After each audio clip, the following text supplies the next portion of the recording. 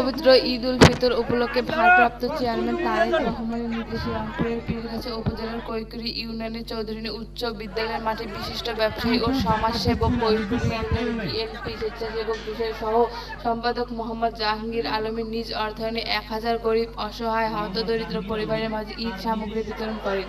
গত কয়েকদিন ধরে কৈকুড়ি ইউনিয়ন সহ কয়েকটি ওয়ার্ডে ঘুরে ঘুরে প্রকৃত গরিব ও অসহায় পরিবারের তালিকা করে তাদের মাঝে সেমাই, চিনি, শাড়ি, লুঙ্গি বিতরণ করা হয়। ঈদ সামগ্রী বিতরণ শেষে বেগম খালেদা জিয়ার মুক্তি ও জন্য সকলের কাছে দোয়া চেয়ে অনুষ্ঠান সমাপ্তি করে। আপনাদের পাশে থাকার জন্য